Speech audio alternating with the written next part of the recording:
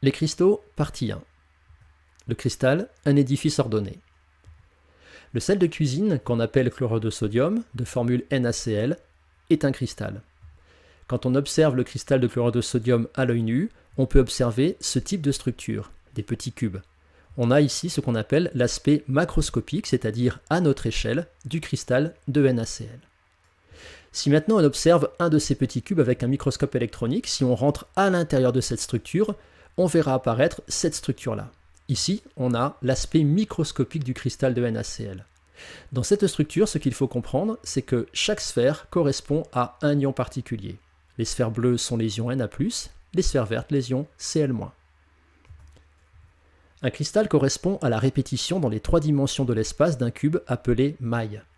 Quand on regarde cette structure, on réalise qu'en fait elle est la répétition d'une certaine structure cubique qu'on a représentée ici plus en détail. Cette structure en bas à droite représente la maille du cristal de NaCl. Et donc, pour construire le cristal, à partir de cette maille, on va répéter cette maille dans les 3 dimensions de l'espace. Par exemple, on va la répéter vers le haut et vers le bas. On va la répéter ensuite vers la gauche, vers la droite, puis vers l'avant et vers l'arrière. Et au final, au terme de ces répétitions, on obtiendra cette structure. On peut remarquer qu'au départ, la maille du cristal est cubique. Et quand on répète cette maille un très grand nombre de fois dans les 3 dimensions de l'espace, on obtient au final, à notre échelle, l'aspect macroscopique du cristal, qui est également un cube. Maille à structure cubique. Les mailles les plus simples peuvent être décrites par des structures cubiques. On peut imaginer que sur un cube virtuel, les atomes, les ions, on appellera ça les entités, vont venir se poser par exemple sur les sommets. Attention, dans ce qui va suivre, pour simplifier la compréhension de la structure des mailles, on va choisir de représenter les entités par des sphères plus petites. Ça ne correspond pas à la forme et à l'aspect réel d'une maille, mais ça permet de mieux comprendre sa géométrie. Paramètre et volume d'une maille. La longueur de l'arête du cube noté petit a est appelée paramètre de la maille. Comment calculer le volume d'une maille de paramètre A ? Eh bien c'est simple, puisqu'on a affaire à un cube, le volume de cette maille sera égal à A fois A, c'est-à-dire A au cube. Application, calcul d'un volume. Vous pouvez, si vous voulez, arrêter la vidéo et faire le calcul avec votre calculatrice. Voici la réponse. Pour calculer le volume d'une maille de paramètre A égale 3,50 fois 10 puissance moins 10 mètres, on va faire bien sûr V égale A au cube, c'est-à-dire 3,50 fois 10 puissance moins 10 au cube, on va obtenir 4,29 fois 10 puissance moins 29 mètres cubes. On distingue 2 types de structures cubiques. La première, la plus simple, est la structure cubique simple CS. Dans cette structure, les entités vont se situer uniquement sur le sommet, chaque sommet du cube. La deuxième structure s'appelle cubique face centrée, CFC. Dans cette structure, on va placer au sommet du cube des entités, mais on en placera aussi au milieu des faces. Attention, on a choisi un code couleur.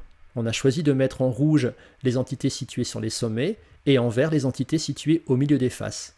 Mais ce code couleur n'a pas d'autre signification, c'est-à-dire qu'on peut très bien avoir une structure cubique face centrée avec des atomes par exemple de même nature et donc on aurait des atomes exactement de même couleur.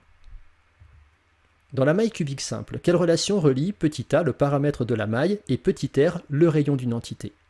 Si on représente de face cette maille, avec des entités cette fois-ci qui reprennent leur taille réelle, on va avoir un cube de paramètre A, et on aura des entités de rayon petit r.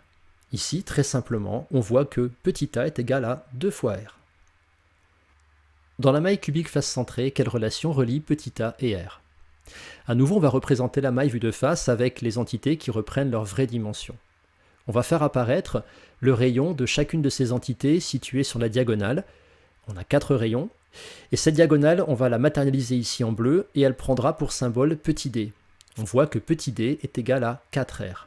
Sur ce schéma, on fait aussi apparaître le paramètre de la maille. Et on va matérialiser en bleu le triangle dans lequel on trouve notre diagonale petit d et les deux côtés notés petit a. D'après le théorème de Pythagore, dans le triangle rectangle bleu, on a a au carré plus a au carré est égal à petit d au carré. On sait aussi que petit d est égal à 4 fois r.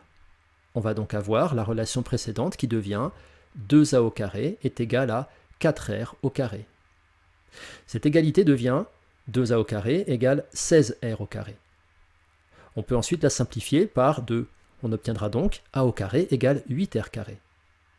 A au carré égale 8r carré. On en déduit que a est égal à racine de 8r carré, c'est-à-dire racine de 8 fois r. On peut aussi écrire ça sous la forme 2 racine de 2 fois r. La relation entre petit a et r est donc a égale 2 racine de 2 fois petit r. Voilà, ce cours est terminé, à voir maintenant les cristaux, partie 2.